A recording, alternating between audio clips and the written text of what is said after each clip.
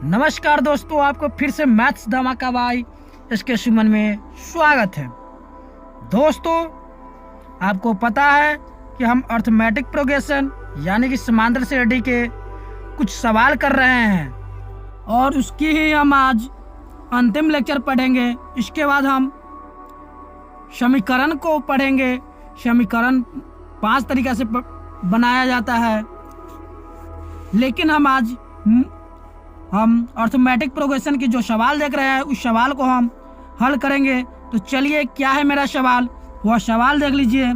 इसमें दिए हुए है कि एक कक्षा में कुछ बच्चे हैं, यानी कि एक क्लासरूम है जिसमें बच्चे हैं और उनकी आयु समांतर श्रेणी में, यानी कि जो बच्चे हैं उसकी पूरा जो आयु है सभी को समांतर श्रेणी में है और सर्वांतर 4 माह है। यानी कि बच्चे की जो उम्र है उसकी आयु है वह क्या समांतर श्रेणी में है और उसका सर्वांतर 4 है। यानी कि एक बच्चे की उम्र मान जाइए वह 10 साल है, तो अगले बच्चे की उम्र 10 साल 4 महीने होगी। उससे अगला बच्चा की उम्र 10 साल 8 महीने होगी। उससे अगले बच्चे की उम्र 11 साल होगी। यानी कि सभी के उम्र में जो है वो बच्चे की 4-4 साल की वह क्या है सर्वांतर है, यानी कि अंतर होते हुए जा रहा है। इस श्रेणी जो हो जाएगी मेरा हल में आप लिख सकते हैं। हल में श्रेणी जो होगी मेरा वह जो देखिए क्या है इसमें और दिया हुआ है कि यदि सबसे छोटे लड़की की आयु 8 वर्ष है, तो यानी कि प्रथम जो हो जाएगी 8, उसके अगले जो हो जाएगी 8 वर्ष और 4 माह, और उससे अगले की जो उम्र हो जाएगी 8 वर्ष 8 माह। इसी तरह से क्या है वह बढ़ते हुए जा रहा है। तो और कुल विद्यार्थी की आयु का योगफल 168, यानी कि एशन जो है एशन मेरा दिया हुआ है कितना 168, कितना 168। और बोला है कि कक्षा में कुल कितने विद्यार्थी है, यानी कि एन की मान को हमको क्या करना है ज्ञात करना है। और सर्वांतर कितना है मेरा सर्वांतर वो जो है 4 माह। लेकिन ये सब क्या चीज में है मेरा वो बच्चे की उम्र भी है वह वर्ष में दिए हुआ है, तो इसको भी हम वर्ष में बदल देंगे। तो एक वर्ष में जो होती है 12 महीने, यानी कि इसमें हम 12 से भाग दे देंगे तो वह वर्ष में बदल जाएगी, यानी कि 1/3 वर्ष हो जाएगा। उसके बाद हम एशियन वाले सूत्र पर इसको बनाएंगे योगफल। इसी सूत्र पर अर्थमेटिक प्रोग्रेशन यानी कि श्रेणी की जो सवाल होती है इसी पे बनती है। तो एशियन बराबर जो होगी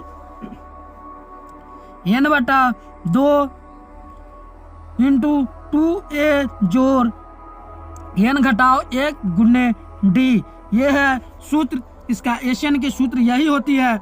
उसके बाद एशियन मेरा कितना है 168, तो 168 रखेंगे बट्टा n हमको ज्ञात करना है, यानी कि बच्चों की संख्या आप n मान के इसको बना सकते हैं। तो यहाँ पे n/2, ये तो पता नहीं है कि कितने बच्चे हैं, वही तो हमको क्या करना है निकालना है। 2 गुने 1 की मान, ये जो है मेरा प्रथम बच्चा की उम्र वह 8 है, तो 8 रख देंगे जोड़ n घटाओ 1 गुने d की मान मेरा 1/3। 1/3। अब यहाँ पे क्या है भाग में है, तो क्या में बदलेगा भाग जो बदलती है मेरा गुन्ना में बदल जाता है। और यहाँ पे भी आप देख रहे हैं भाग, ये भाग जो है क्या है इसके साथ ये प्लस का है, प्लस है, इसलिए ये नहीं अभी बदलेगा। अगर यहाँ पे गुन्ना रहता तो ये भी बदल देते। तो यहाँ पे हो जाएगी मेरा n बच गया, तो n में n, उसके बाद 2 में आप 8 से गुना कीजिएगा तो 16 जोड़, अब यहाँ पे बचा हुआ है n घटाओ 1/3, ये क्या है बचा हुआ है। तो यहाँ पे हो जाएगी मेरा 336 बराबर यहाँ पे 16n और जोड़ n में n से गुना कीजिएगा तो n² घटाओ n बट्टा ये 3 है। अब इसको हम बट्टा की जोड़ कर देंगे तो ये जो हो जाएगी मेरा 336 बराबर इसका लघुत्तम 3 हो जाएगा।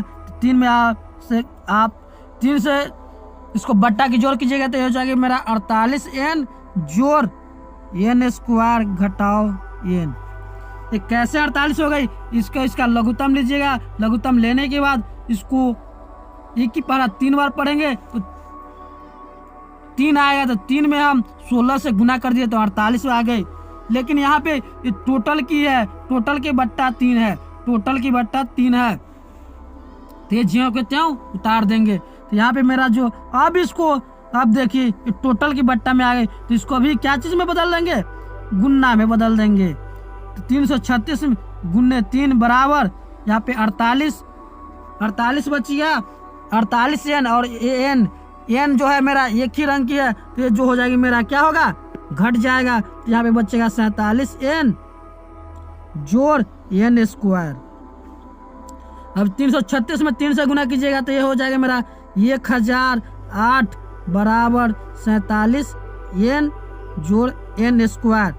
अब इसको हम लिख सकते क्या? n स्क्वायर जोड़ 47n घटाओ 1008।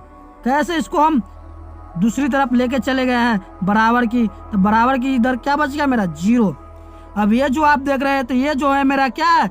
ये क्या द्विघात समीकरण हो गई। द्विघात समीकरण को अब हम हल करेंगे। ये मेरा क्या है? द्विघात समीकरण है। द्विघात समीकरण को तोड़िएगा तो ये हो जाएगा मेरा n स्क्वायर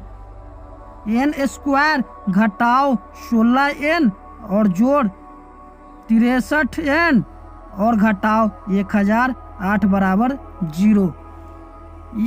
63 में से 16 को घटाइएगा तो ये हो जाएगा मेरा 47n, और आप 63 में 16 से गुना कीजिएगा तो ये हो जाएगा मेरा 1008। यहाँ से जो कॉमन होगी मेरा n कॉमन हो जाएगा, बचेगा n घटाओ 16 और जोड़ 63 कॉमन लीजिएगा तो ये हो जाएगा मेरा n घटाओ 16 बराबर 0।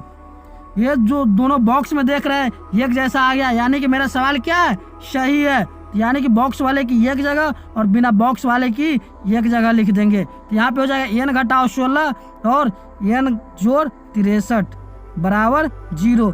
तो यानी कि आप इसको लिख सकते हैं n बराबर n घटाओ 16 बराबर 0, यानी कि n बराबर मेरा 16 हो गई। और इसको आप लिख सकते हैं n जोड़ 63 बराबर 0, तो n बराबर -63।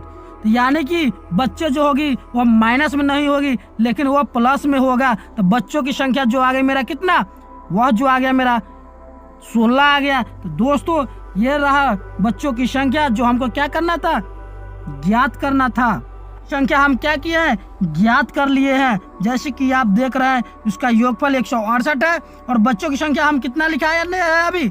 वह 16 निकाले, यानी कि 16 को श्रेणी इसी प्रकार से वो करते चलिएगा तो 16 का योग जो हो जाएगा मेरा 168 वर्ष हो जाएगा। दोस्तों अब इसे हम अगले वीडियो में पढ़ेंगे समीकरण। यदि आप वो वाले वीडियो देखना चाह रहे हैं तो आपको इसके लिए एक ही काम करना पड़ेगा, और वह काम है कोई भीड़ वाली काम नहीं, कठिन नहीं है। आपको चैनल को सब्सक्राइब करना पड़ेगा और बेल आइकन को ऑन कर लेना पड़ेगा। तो दोस्तों हम मिलेंगे अगले वीडियो में, तब तक के लिए धन्यवाद।